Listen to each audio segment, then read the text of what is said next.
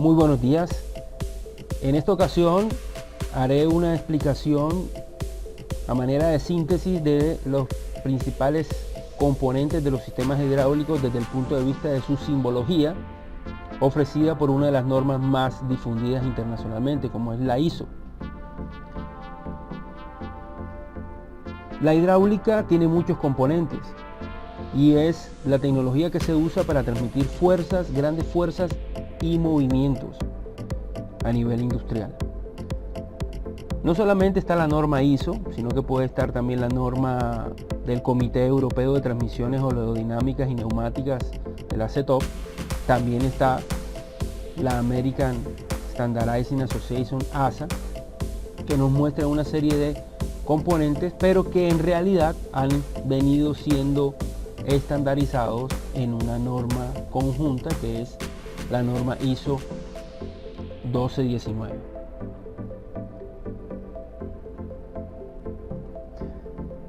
Dentro del curso normal de hidráulica hay una parte que es los componentes de los sistemas hidráulicos.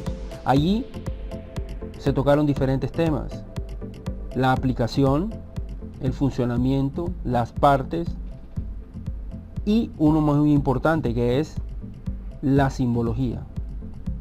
Porque los símbolos son, digamos, los elementos simplificados que se utilizan en la representación de los componentes y que nos dan una idea de su funcionamiento.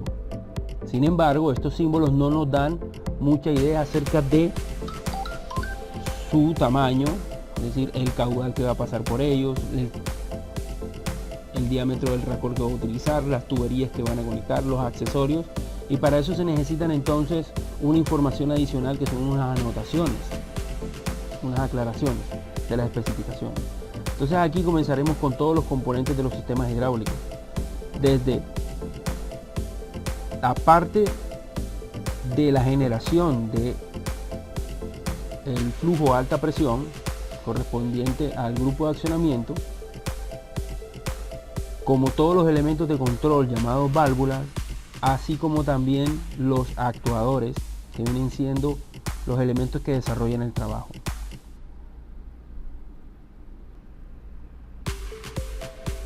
Bueno, comenzaremos entonces desde lo más básico, los depósitos hidráulicos. Aquí podemos ver la simbología de los depósitos hidráulicos, desde depósitos que son presurizados hasta el más común de todos, que es el retorno bajo el nivel de aceite. Este es un depósito, una letra, un gráfico en forma de C, pero aquí indica que la tubería de retorno va a regresar por debajo del nivel de aceite. Esto para evitar que se formen burbujas. Entonces aquí se pueden observar algunas de las configuraciones.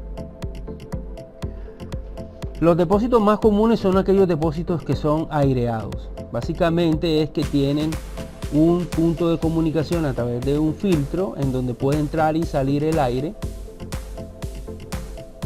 cuando sube o baja el nivel del aceite. Esto es decir, para evitar que se presenten sobrepresiones de aire o un área de vacío cuando el aceite disminuye su volumen. Claro que por supuesto esto debe estar pasando a través de un filtro para evitar que entren partículas de suciedad.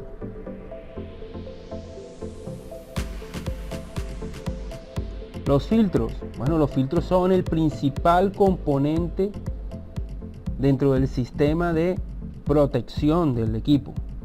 Allí se van a quedar atrapadas todas las partículas sólidas, herrumbre que se presente, digamos, durante el funcionamiento.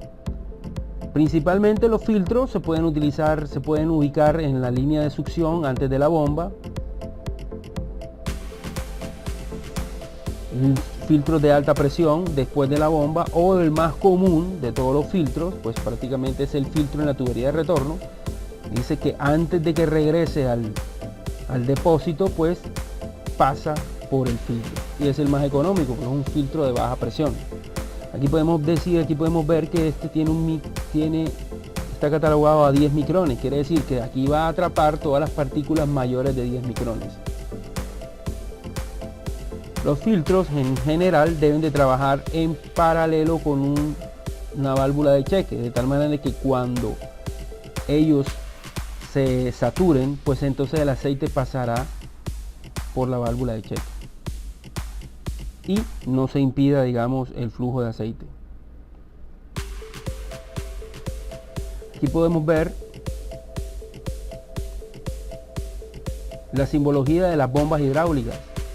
Como podemos ver, las bombas pueden ser de engranajes, de paletas, de pistones axiales o de pistones radiales.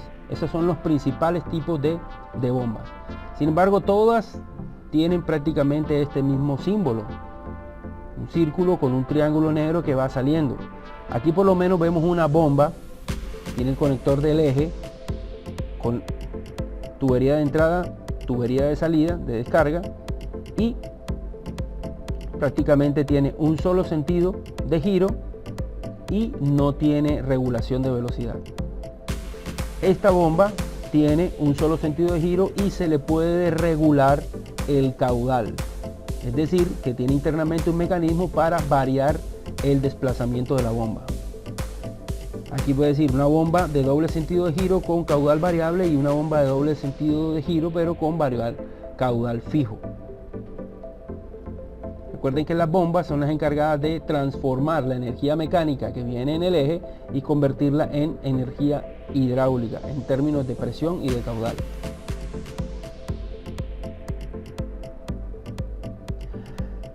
A la descarga de la bomba, necesariamente todo sistema hidráulico tiene que contar con una válvula limitadora de presión. Entonces, a la descarga de la bomba viene aquí, se conecta a esta válvula y cuando esta presión exceda el valor de fuerza seteado en este resorte, entonces el aceite irá de la salida de la bomba al depósito, al tanque. Mientras tanto estará normalmente cerrada. Aquí podemos ver que tiene un punto de entrada P, un punto de salida T, y aquí se puede regular fácilmente la presión. Esto significa que tiene un resorte con fuerza regulable correspondiente a esto. Es decir, este es el elemento que protege al sistema contra una sobrecarga, contra una sobrepresión, y no puede haber sistema hidráulico sin este tipo de válvula. Luego pasamos a unos elementos, a unas válvulas que hacen la función de control de la dirección. Son las encargadas de distribuir el aceite para los diferentes puertos. Por eso se llaman válvulas distribuidoras o válvulas de vías. Ellas se denominan principalmente a través de un fraccionario, es decir, una válvula 2-2, 3-2, 4-2, 4-3. ¿A qué se refiere esto? 2-2 significa que tiene dos posiciones, dos vías y dos posiciones. Dos vías, 1, 2 y dos cuadros que son dos posiciones. Tres vías, 1, 2, 3 y dos cuadritos que son dos posiciones. Cuatro vías, A, B, P, T y dos posiciones. 4-3, cuatro vías y tres posiciones, tres posibles posiciones. Estas son las válvulas más comunes para regular un sistema hidráulico. Con esta válvula podemos regular un cilindro de simple efecto y con cualquiera de estas dos podemos regular cilindros de doble efecto. Con esta válvula solamente podemos hacer que el cilindro salga y regrese. Con esta válvula podemos hacer que el cilindro salga, regrese y se detenga. Las válvulas 4-3 tienen múltiples configuraciones en su centro. Aquí hay este centro es centro en circunvalación, pero sin embargo también están los centros cerrados, centro flotante y centro abierto. Y cada una de ellas garantiza un comportamiento del cilindro en la posición central. Aquí podríamos ver algunas de las válvulas ya con unos tipos de accionamiento diferentes. Por lo menos aquí podríamos ver que es una válvula, podría ser una válvula 4-2 con accionamiento por palanca, una 4-2 con accionamiento eléctrico, una 4-3 con doble accionamiento eléctrico. Recuerden que el accionamiento es el modo o el medio físico que se utiliza para accionar la válvula. Aquí podemos ver que cuando necesitemos mantener la presión de una línea hidráulica constante, necesitaríamos utilizar una válvula reguladora de presión. En este caso vemos una válvula reguladora de presión de 2 vías, donde la presión en el punto P, digamos que puedan ser 100, 120, 150, pero digamos que necesitamos una presión en el punto A de 80 bares. Quiere decir, no importa si aquí son 100, 90, 85, siempre va a mantener la presión en el punto A 80 bares. Es decir, aquí se está comparando la presión a la salida con la fuerza de este resorte.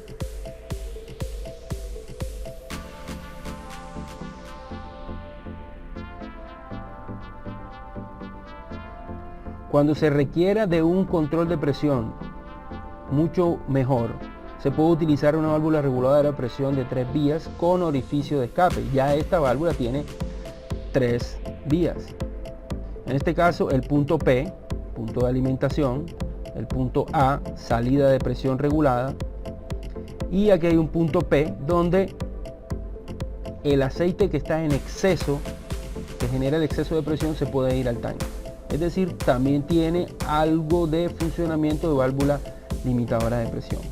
Aquí podemos ver, necesitamos la válvula, la presión en el punto A 80 bares, sin importar que la presión en el punto P sean 100, 90, 85.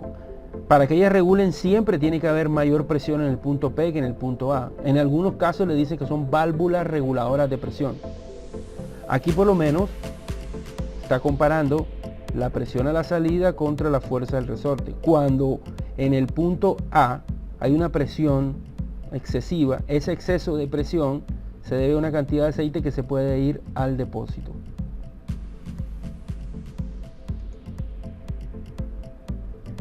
Aquí podemos observar válvulas que se encargan de la regulación del caudal, es decir, afecta la velocidad de los cilindros y de los actuadores. Aquí podemos ver el símbolo de una válvula de estrangulación fija y aquí el de una válvula de estrangulación variable. Aquí podemos variar la apertura o cierre del área por donde está pasando el aceite. Estas válvulas regulan el aceite que pasa de A hacia B y de B hacia A, pero no lo hacen de una manera exacta. Es decir, no es posible garantizar que por allí esté pasando en todo momento el mismo caudal bajo las diferentes condiciones de funcionamiento. Y hay algunas variaciones acerca de esta válvula, como la válvula reguladora de caudal unidireccional, también conocida como válvula de estrangulación y antirretorno. Es decir, aunque parezca la misma externamente, pero internamente ella tiene un cheque en paralelo. ¿Esto qué le garantiza? Le garantiza que ella va a regular el caudal del punto A al punto B, pero cuando el aceite viene del punto B hacia el punto A, pasaría entonces fácilmente por la válvula de cheque y no pasaría por acá. Es decir que con esto podemos regular la velocidad de un cilindro en un solo sentido.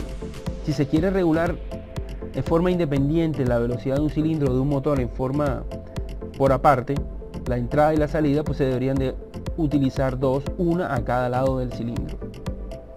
Sin embargo, esta válvula tampoco garantiza un caudal de velocidad exacto. Para lograrlo, si queremos exactitud en la cantidad de caudal que pasa por él, deberíamos de utilizar una válvula reguladora de caudal de 2 vías. Esta válvula sí está diseñada para permitir que entre el punto A y el punto B pase un caudal exacto. Podría ser 5 litros por minuto. Entonces ella internamente tiene una balanza de presión que garantiza esta condición. Aquí dice que solamente puede pasar aceite de A hacia B, como lo indica esta flecha, y que lo puedes regular. Puedes regular 2 litros por minuto, 3, 4, 5, 10, dependiendo. Y en términos generales, ella debe trabajar en paralelo con una válvula de cheque para que regule en un sentido y que en el otro sentido el aceite pase por el cheque sin ningún tipo de regulación. Esto se utiliza cuando se necesitan velocidades de avance de los cilindros o de los motores o giro de los motores en forma exacta sin que se vea afectado por las condiciones del trabajo.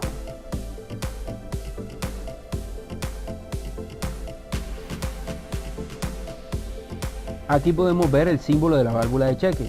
La válvula de cheque es una válvula simple en la cual prácticamente el aceite pasa en una forma, en un sentido unidireccional. Aquí dice que pasa de A hacia B, de A hacia B, de B hacia A no puede pasar, le es imposible el aceite pasar. Ella trabaja en complemento con otras válvulas, en paralelo con la válvula reguladora de presión, válvula reguladora de caudal, válvulas de estrangulación, para que estas válvulas hagan su trabajo y en el otro sentido el aceite pase por la válvula de cheque, le cree un camino alternativo, un bypass.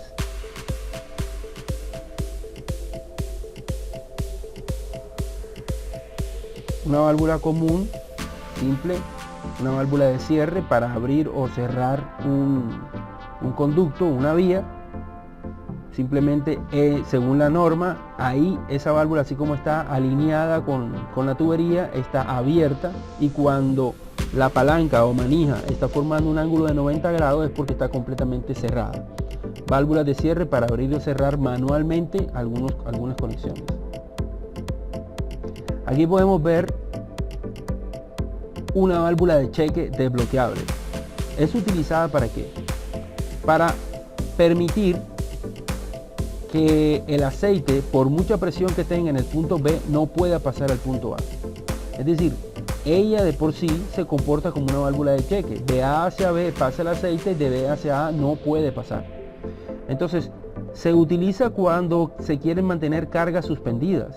El aceite de la carga suspendida no podría pasar por aquí.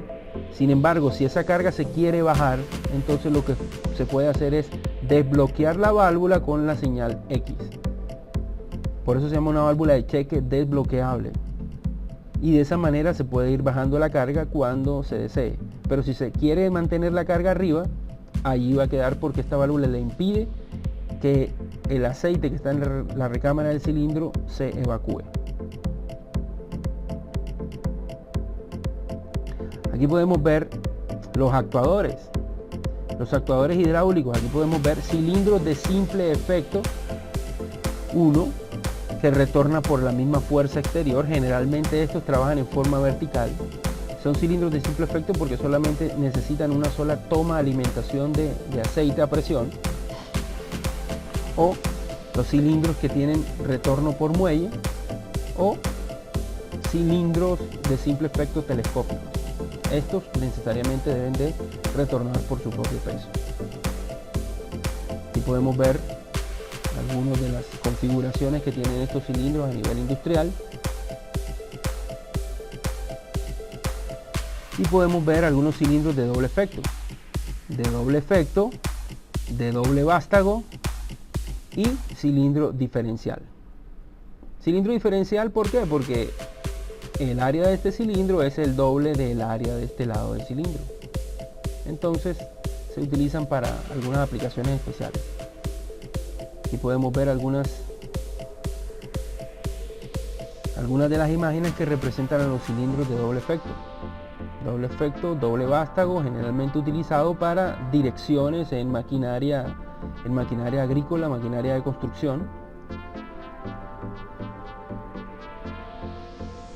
Y podríamos ver aquí cilindros de doble efecto telescópico, podemos verlo aquí, con amortiguación simple en ambos finales de carrera. Aquí resulta que este mecanismo se le adiciona a los cilindros para evitar que se presenten golpes entre el cilindro y las tapas de los cilindros, la tapa frontal y trasera.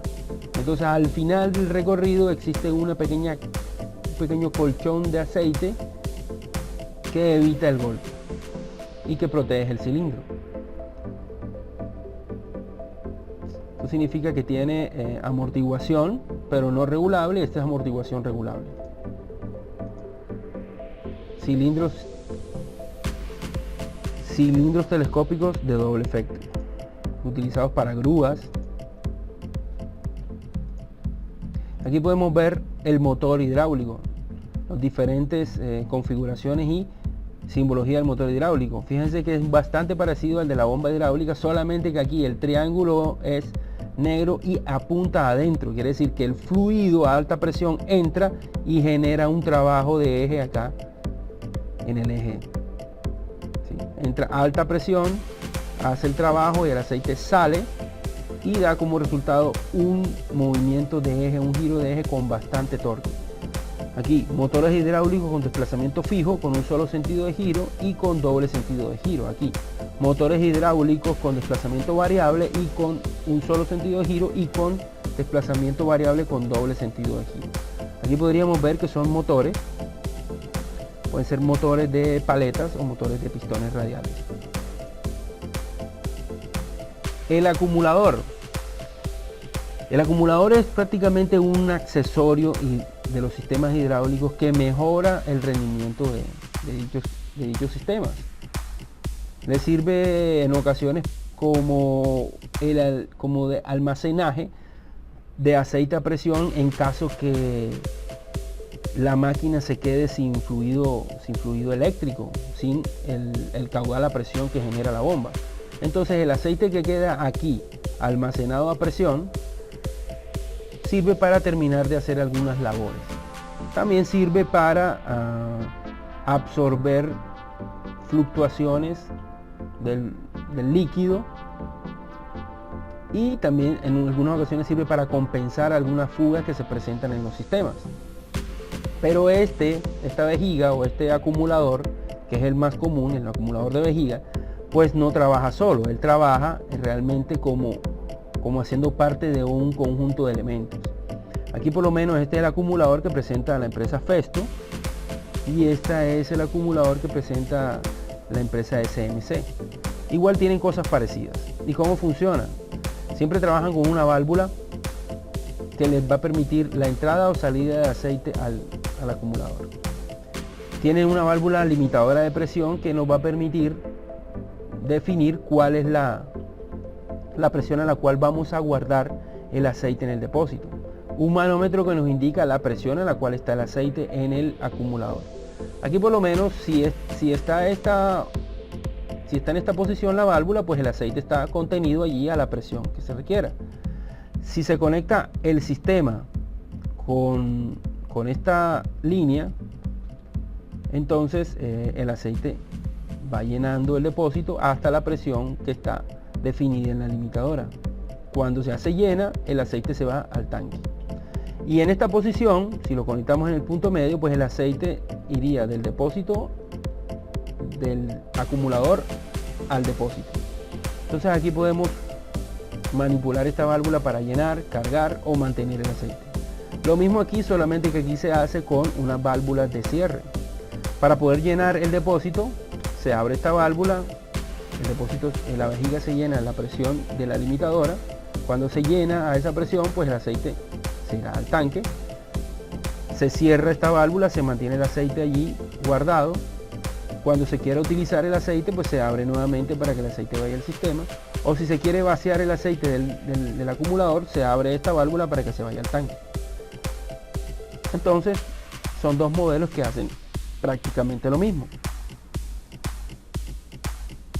Y aquí hay una serie de símbolos generales que se utilizan en la descripción de los sistemas hidráulicos, en donde está por lo menos la representación simplificada de un grupo de accionamiento, de una fuente de potencia hidráulica. El motor eléctrico, motor de combustión interna, conductos de presión y trabajo con una línea continua, conjuntos de mando y pilotaje que son líneas interrumpidas, conducto flexible, conexión de tuberías. Aquí hay un punto que dice que prácticamente hay conexión entre todas ellas y hay cruce de tuberías, quiere decir que unas tuberías están pasando por encima de las otras. Evacuación de aire, acoplamientos que presentan las mangueras hidráulicas de acople rápido, los elementos de enfriamiento del aceite, y en algunos casos el aceite se necesita calentar a través de un calefactor. Aquí podemos ver algunos elementos de instrumentación como el manómetro. Por lo menos aquí indica la indicación de presión en rojo en PSI y en bares. Recuerden que un bar es 14.5 PSI.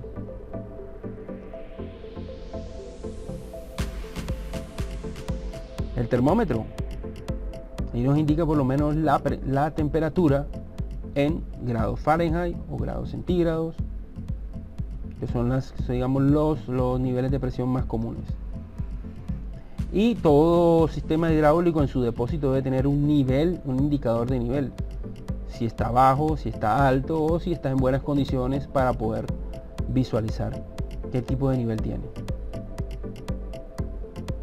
El caudalímetro representa un elemento que nos va a permitir medir cuántos litros por minuto, cuántos galones por minuto, metros cúbicos por hora o centímetros cúbicos por segundo, pues estará pasando por una tubería. Ese es el símbolo. Y bueno, no siendo más, esto ha sido una síntesis de los principales componentes de los sistemas hidráulicos. Espero que les haya sido de mucha utilidad y lo he hecho con mucho gusto para todos ustedes.